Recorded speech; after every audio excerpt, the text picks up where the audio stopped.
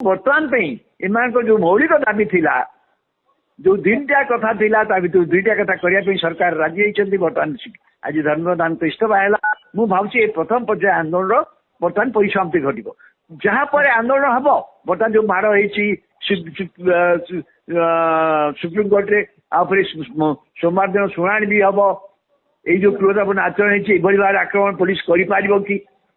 आप आलोचना हम पिलेट गन व्यवहार करें कि यापर आलोचना हम पार्लियामेंट आलोचना हम तो यही सब घटना भितर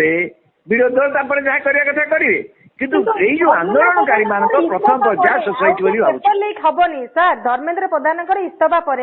आउ जे पेपर लीक हबनी सेटा को किए ग्यारंटी दे परिबो कई कहूने पेपर लीक हबनी बोली किंतु यही जो अकाउंटेबिलिटी फिक्स है एते तो भय सृष्टि हम ना नहीं किंतु अकाउंटेबिलिटी पर भी जे रहइबो दायित्व अकाउंटेबिलिटी फिक्स है भय हम ना नहीं अन्य मंत्री माने भय करछने कि करि दउथले काहेकि काली जदि आज तांकर इस्तफा है काली रेडियो में निश्चय इस्तफा दाबी करा कहीं बहुत संख्या लोक मरी बालेश्वर से बंद अकाउंटेबिलिटी आसो कितु यही धरण जेहतु यही युवगोष्ठी छात्र मैंने जो जेनेरेशन जी युवक कहुच्छी जो बयस 30 वर्ष रु कम से श्रेणीटा जो एकजुट हो भर दल से जाति फाति किसी ना समस्ते एकजुट हो गले ना जहाँ व्यवस्था चली भूल ये व्यवस्था द्वारा देशर विकास हो पार ना रास्ता को आंदोलन को बर्तमान ओल्लई पड़ती एटा गोटे आपण को गोटे लगुनि कि बीजेपी को टक्कर देला भली आउ गोटे पार्टी बर्तमान आसीगले सीजेपी जनता पार्टी गोटे पॉलिटिकल पार्टी नुहे ये गोटे ऑनलाइन पॉलिटिकल पार्टी ये अनुष्ठान द्वारा पॉलिटिकल पार्टी रजिस्ट्रेशन नियानी किंतु देश ये आंदोलन किंतु प्रमाण कर देशर युवक गोष्ठी भितर युव गोष्ठी भितर जेनेरेशन जी खुआची भितर केते असंतोष अच्छी तार गोटे प्रतिफलन नहीं सरकार बुझा दरकार जाने भावुँ आम सबकि ठीक अच्छी हिंदू मुसलमान जातीयता पाकिस्तान कहीकि समस्त सब समस्या को सब प्रसंग गुड़ दबे नहीं पारू ता नुहे ये श्रेणी सर नुआ शिक्षा मंत्री पुणी जे आसवे सी एमती कौन करेंगे जहाँफल कि छात्र मैंने से समस्या सम्मुखीन हेनी मु कहली ये आंदोलन व्यवस्था विरुद्ध में आपन बोधे ये संक्रांत शिक्षा व्यवस्था कौन परिवर्तन हवा दरकार संक्रांत से संक्रांत सोनम वागचुक पत्नी गीतांजलि गोटे लेखा लिखिं जो प्रकाशित होती हिंदू से कौन गोटे देखो गोटे कथा आम बहुत आम कहूँ शिक्षा सर्वनिम्न जातीय जीडीपी जोटा कहते 6 भाग खर्च हो बर्तमान तो 2.5% खर्च करुचे मुझे से भाइस चांसलर ना यूनिवर्सिटी ना आईआईटी सेंट्रल यूनिवर्सिटी प्रोफेसर ना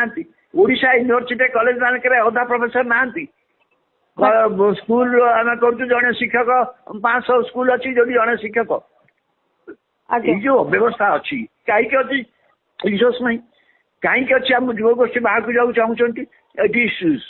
स्कोप फॉर रिसर्च इनोवेशन ना रोनी क्या आम खर्च करूनी आपण ईश्वर सबू साइंटिस्ट माने हठात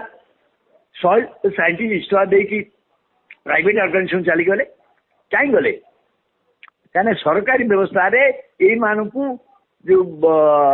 भविष्य आज सुरक्षित होनी तेणु ये युवगोष्ठी अनुभव कर युवगोष्ठी चाहते हम देश विकास कौन हम सर बारंबार नीट पेपर जो लीक है सेटा निश्चित भाव में सूचेला जे धर्मेन्द्र प्रधान कैपेबल नुहति से गोटे पर जिते गोटे थर जिनस लीक है से चाहिए तार आउ कि दृढ़ पदक्षेप नहीं पारि था बर्तमान जमी कले कोटी टंका पिला दिज्वे जितेबाला से छात्र मान कथा जब बुझी था कि तांकर परिवार को जदि साहाय्य करिथांते कि तांको कथा जदि 1-to-1 डिस्कशन करिथांते ताले मते लागुचे सर ये जो सीजेपी आंदोलनटा बोधे हेई नथांता एकदम बिल्कुल मोर कोची संवेदनशीलता त नथिला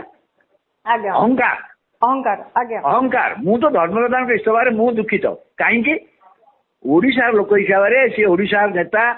आम मैंने अनेक लोक ओडिशा गर्व करते जे ओडिशा सर्वाधिक काल केंद्र मंत्रिमंडल रे मंत्री होता व्यक्ति है धर्मेन्द्र प्रधान किंतु एभली भाव अवस्था हम सी भाव निजे सारा भारत वर्ष कौन कहते आप ऑनलाइन पोस्टिंग देखुं ऑनलाइन भोटिंग दि वर्स्ट एजुकेशन मिनिस्टर एवर बोली भोटिंग आसूँ कहीं आमको लाज लगुनि कौन से ओडिशा जड़े लोक जे केन्द्र शिक्षा मंत्री थे कहते वर्स्ट एजुकेशन मिनिस्टर एवर आमको कौन बुद्धि लगुच। आज्ञा बहुत बहुत धन्यवाद सर।